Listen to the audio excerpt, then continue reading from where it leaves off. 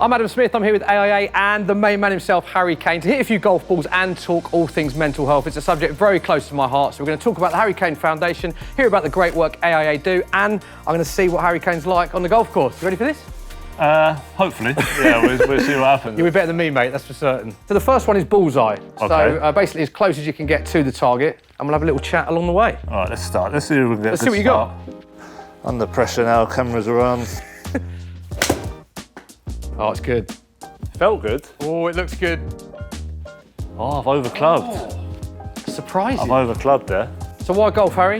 It's something you do in your downtime. What does it do to your mental health? It's probably one of the only times where I'm kind of just thinking about nothing else but trying to... When I'm on the golf course, it's just about trying to get this ball in that hole, and definitely helps me relax the mindset a little bit. Right, go on, let's see your second shot. All right, 174, so... Oh, wow. This one might be a bit short. Go on. Oh, it snuck on yes. there. I'll take believe it. that is 100. Wait for clarification. Yes, it is. This is, of course, called bullseyes. It's all about hitting your targets. So tell me a bit about your targets growing up, because obviously you're such an elite player now, but when you were a kid, what were your dreams? Was it always to become a professional footballer, or does that goal seem a long way away when you were a kid? Yeah, up until early teenager, it was just playing football for fun, enjoying it, loving it. But yeah, they don't really become realistic until probably I was about 14, 15, you know, when you start getting a bit closer to the first team. You go through changes physically in your body, mentally, and people are talking about what you want to do after school, you know, what do you want to be when you're older, and obviously saying a footballer, everyone's like, yeah, everyone wants to be a footballer, but... Is it a cliche where your teachers go, well, it's just not realistic? No one ever said it's not realistic, but, you know, you always got that, yeah, but what else if football don't happen? Do you want me to step up? Do you actually want to see me play? You lead the way on this one. Bear in mind, I don't play golf. Tell you what. What are you saying? Oh, it's not bad. Oh, it's a bit short, isn't it? It was straight. What are your thoughts on that, technique-wise? I've seen a lot worse. Let's put it that way. I know you're a big advocate of mental health, as am I. Tell us about the Harry Kane Foundation, because it's amazing what you've set up. So, firstly, where did that come about, that idea? Yeah, so we set up the Harry Kane Foundation end of last year. We started the resilience program with the Premier League. Yeah, basically teaching resilience in a load of schools, and it isn't just kind of young boys and girls who want to play football that I can help. It's whatever they're going through in all different parts of life. Yeah, just using kind of what I've achieved in football and to give back to other people, and this was a way I saw we could do it. Right, it's a big shot. Oh dear. All right. I think you stick to golf, Harry. I'll ask the questions. Stick to... You've gone from being a son, and now you're a dad yourself, to 3 kids, and you're expecting your 4th as well. Congrats, you're busy, by the way. Absolutely, thank you. How do you think that's changed in terms of how open you are with your family and with your kids compared to what it was like when you were growing up? You know, I was lucky enough to have my mum and dad there. I've got an older brother as well, and yeah, just be there whenever I needed them. So, you know, being a parent now is just about, you know, you just want to make sure your kids are okay, and whether that's talking about stuff, because, you know, obviously it's not just how they look, it's about how they're feeling inside as well, which is a big part of mental health. So my kids are still a little bit young, but once they start getting into kind of social media age, it's a real difficult place, because I feel like there's a lot more information out there, there's a lot more...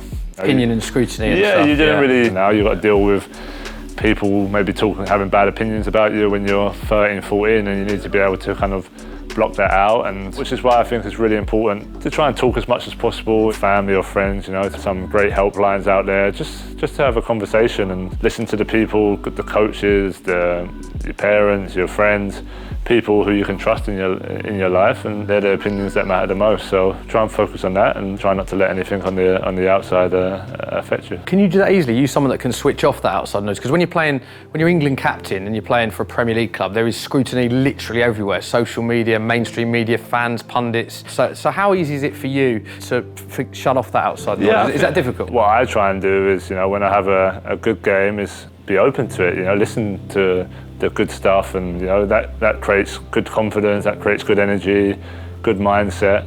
And then yeah, when you've not had such a good game, you know, I'm the first to go back and watch the game and to see where I can improve, or if you have moments that are disappointing. But yeah, I might go off social media for a couple of days. That's the time to kind of find yourself and, you know, focus on yourself, and that's kind of the mindset I've had since I was young. Stay there, it's got to stay there. It's just drifting. Come down the hill. Oh, hello. I think you're in. All right, I've got a couple on the board. You'll take that. There we go. Kane 1. Not really that surprising, was it? Yeah. Round 2, this is closest to the flag. Whoever gets it closest to the pin captures the flag. It's probably going to be you. Should we give it a go? Let's do it. 114 yards. Bit thin. Tell you what. Oh, in a bunker. I don't mean to kick a man when he's down, but you weren't happy with that, were you? No. Oh no, I've gone left. Oh, I caught them all a little bit. Right, let's do the. A little bit fat, so. Do the same. All you got to do is hit the green. Is that it? And it's yours. That's what I've got to do. Tell you what, that could work out. Oh, you're inside though. I'll tell you what. I think you're taking it. I've actually won by a whisker. What's your handicap? 1. It brings us nicely on to our next talking point, actually, because this is very much like footballer, capturing the flag. You have highs, you have lows. How do you deal with the moments when the highs and lows are so quick? I'm someone who tries to, always stay in the middle. Don't get too high when things are going well and things are going great. I feel like that's a big part of what's helped me get to where I am now. Yeah, the more you can just kind of stay level-headed is really important. I wanted to ask you about the stigma around mental health and how you think that's changed, because I've struggled in the past with mine, and I remember when I was at a low point, it was that stigma that you didn't feel that you could talk because it was portraying a sign of weakness. Have you seen there's been a shift positively, particularly in football? Yeah, I think there's more voices around now. There's changing rooms very open and people feel very comfortable expressing their feelings, and I think that's really important, and it also helps create good team environments. When you know what your teammates going through or how they're feeling, it helps you an extra connection with those people, so it would definitely help. Class. I know you mentioned about young kids and mental health. It ties in a lot with what AIA are doing with their Healthy Schools initiative, healthy body, healthy mind. I imagine as an athlete who talks about mental health, that's something that you completely agree with. No, absolutely. I've been working with AIA now for a number of years. The AIA Kids Football Clinic as well, where the Spurs coaches coach. They've probably coached thousands of kids 80,000, I think it is. 80,000, yeah. that's what I mean, thousands of kids, and we've got out there pre-season and seeing it firsthand. So, no, fantastic, and definitely ties into a lot of the work that I'm doing with the Harry Kane Foundation as well. Right, Harry, third and final challenge. We picked one of the hardest courses going to really see what you've got in the locker. Okay, let's do it. Okay. So what we've got, 180 yards, over water. Yeah. Hopefully don't end up in it.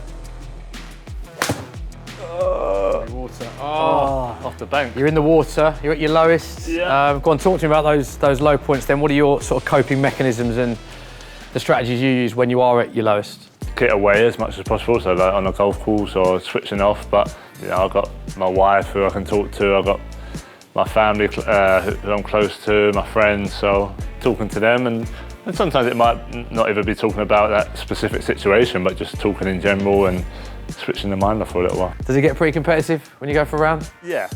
I mean, you always want to kind of beat your teammates at anything, whether it's golf or table tennis. It's got a chance. Wow, I'll tell you what. Got to sit down a bit. Unbelievable shot. I think it's fair to say you win the golf there. Thank you very Any much. advice for me going forward? Keep practicing, keep working hard. It's great advice. Brilliant to hear the work that the Harry Kane Foundation is doing, as well as the great work that AIA are doing, and hopefully we'll get back on the golf course for a rematch soon. Yeah, absolutely. Love it.